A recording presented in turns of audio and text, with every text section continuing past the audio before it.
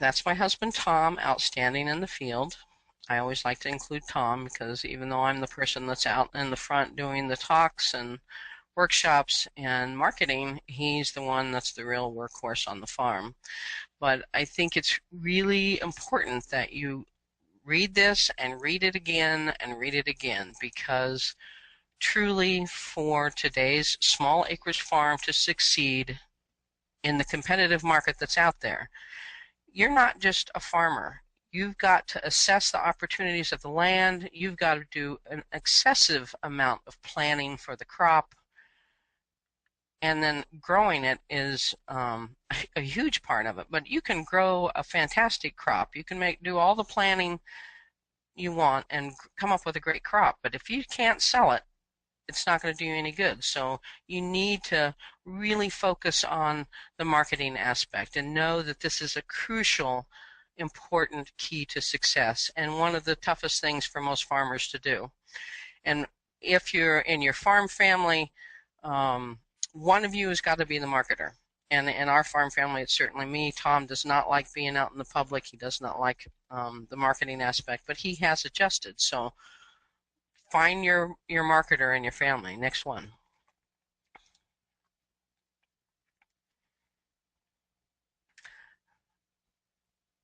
The slow motion next. Okay, Hillary, I know you're online. This is Hillary Smith is taking the class, and I wanted to make sure there was a picture of her in here.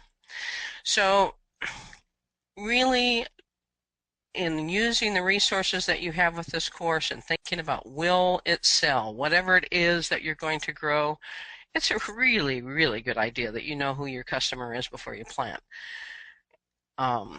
In thinking about that, I have over the number of years that I've talked to different people at the farmers market, it's a tough one. I mean, you have to explore, and all I can say is start small and work out the kinks and keep good records. I mean, keep track of everything that's going on there. Next slide. It's a good picture of you, Hillary. I know you're on there. So I put this in this slide in here because as you're thinking about who your customer is, I mean, and what you're planting. I mean, beans are a fine example. So we always plant at the minimum 675-foot rows of beans, which yields about 175 pounds of beans a week. And when beans are on, you're harvesting every other day to keep them tender.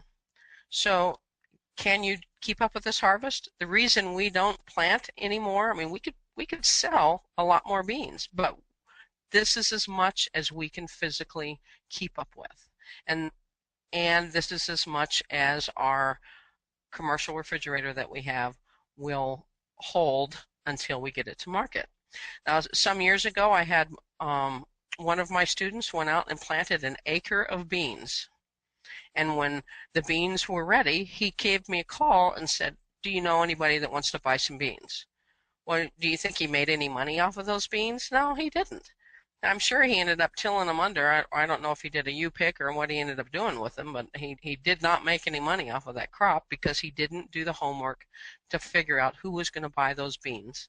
So really think about, can you handle the amount that you plant, and do you have the infrastructure to store it until you get it to market? Next slide. That's apprentice Emily.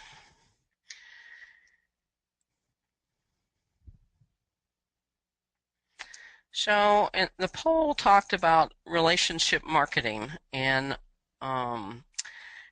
it's really, if you're selling at the farmer's market, and I saw by the poll that 75% of you were going to be selling at the farmer's market, you really need to be developing relationships with the people that are buying from you. And if you think about that, think about any store, anywhere, whether it's the coffee shop, the co-op, anywhere you go shopping, if the person that you're dealing with one-on-one establishes any kind of relationship with you and makes you feel good about going there, you want to come back. So what is it that keeps them coming back to you? Those are the kind of things that you really need to think about. Next slide. I mean, it's when you think about the food system, when you think about the community food system aspects of what we're all trying to do as farmers, a part of that is developing relationships with the people around us. And that's developing relationships with our community so that they want to support us and come and buy from us. When you think about the farmers market and what's going on at the farmers market as the number of vendors increase, I mean, our farmers market when we first started 23 years ago, there were 10 of us as vendors. Now there's over 60. Certainly what we've brought to the market has rotated and changed over the years. We were the first ones to bring salad mix. We hardly do that anymore. Every single year I spend time walking around the market, making notes of what other people are bringing. Look, I pay attention to what people are packing back up in their car at the end of the day, and I really look at what our I can't even say that, competitors' strengths and weaknesses are. This year we were the first people to have sweet purple peppers, and I bet you next year someone else is going to have sweet purple peppers. But the idea is we need to offer something different than they have in the grocery store and give the shoppers a reason to support the farmers market and local food purchasing. Why should they want to support us? Next slide. I have to admit the purple peppers were a huge success, and but I probably will not expand on those until I see what other people are doing, because my competitors are looking at what I'm doing and doing the same thing. So the red, white, and blue potatoes have been a huge success at the market at the 4th of July. This is not my stand. This was one of my neighbor vendors, and she's always done red, white, and blue potatoes. I think the blue potatoes taste terrible, but they look pretty in a 4th of July salad, and they sell well. I mean, she sells them for $2 a pound. Next slide. People line up for those potatoes, and they're not really looking so much for the flavor as the uniqueness of red, white, and blue potatoes. We have every county is different as far as what the health regs are for doing jams and jellies and things like that. In Bonner County, we can do value-added products like jams and jellies from our home without using a commercial kitchen, as long as we only sell them at the farmers market. And one of the things that we found that really increased our sales of jams, even though, I mean, we sell our jams for $5 a half pint. Will you stop moving that cursor around there? We found that our customers, and we really listened to what our customers have to say about our products. Our customers were asking us, we really want something that says made in Sandpoint, Idaho, so we can take it home as a gift for when they're, the people are here visiting. And as a tourist community, that's really a target audience for us. So once we added Made Fresh in Sandpoint, Idaho, our jam sales tripled. So listen to what your customers are saying if you're at the farmers market. Next slide, please. It does make a difference, and it's surprising. A little thing like that, made in Sandpoint. That's what the customers want. So I always keep a little notebook at my stand and make notes when I hear customers making comments about things. Boy, I will go home and do what I can to meet that need. As far as your display at the farmers market, it really makes a difference as far as keeping your stand tidy. I mean, on this list, I've noted you should also look clean. That seems like a silly thing to say, but if you spend any time at the farmers market and walk around, there's always some vendors that look like they've been out harvesting in the morning, and they probably were up at the crack of dawn harvesting. They show up at market, they're dirty, they've got dirt on their fingernails. I mean, they just look like they crawled out of the field, and they did.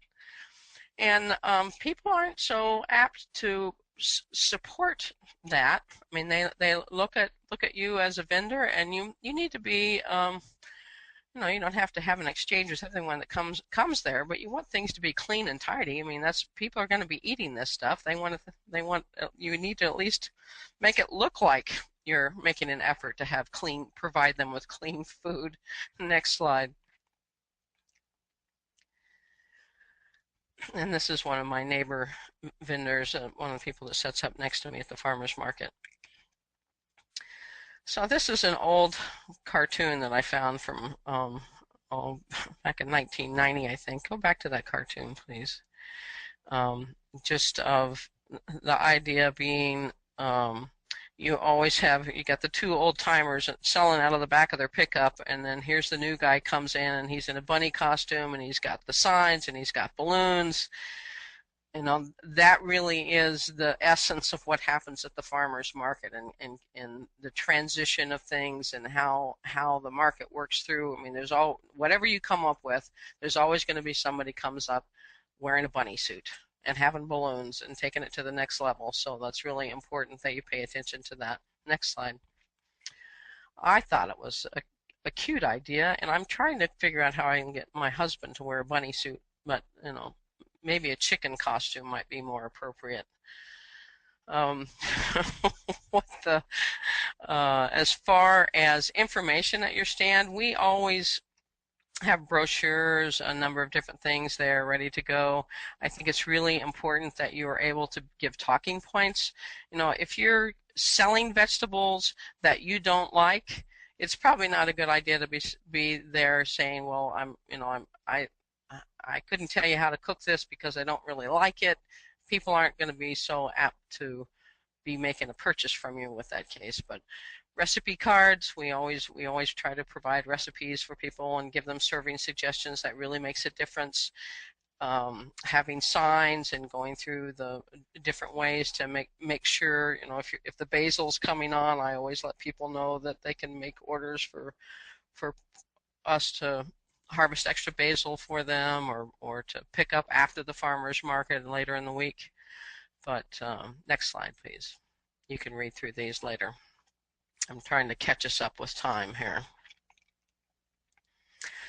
So I think it's really crucial, and I'm surprised at how many farmers at the market do not have signs up.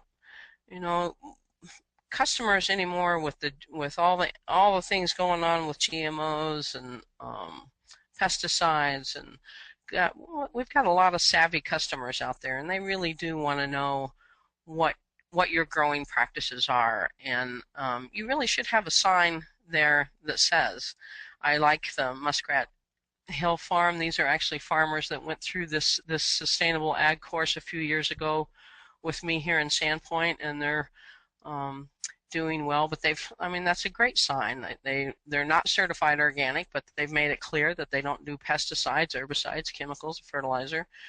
And the Green Tree Naturals is a quilt that a friend made for me that we have at our booth. But let people know what your practices are. I mean, people assume that everyone at our market is certified organic, which is, I don't know why they do, because they're not. There's only 3 of us that are certified organic, but there are more that don't use pesticides and chemicals. But promote that. Be proud of what your growing practices are, if that's important to your customers. Next slide.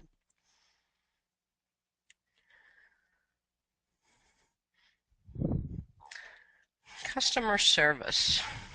That's really something that I think we all need to work at more. And if you're going to be selling your product, you need to be thinking about the relationships that you're establishing with your customers, and a part of that is through customer service, and a part of that is educating your customers. But in whatever way you can help support that and give them information, whether that's newsletters are a fantastic way to get the information out there. But I know that the more our customers know about our product and how we use it and how they can use it and what is involved with the production of it, they're willing to pay a premium for it. Next slide.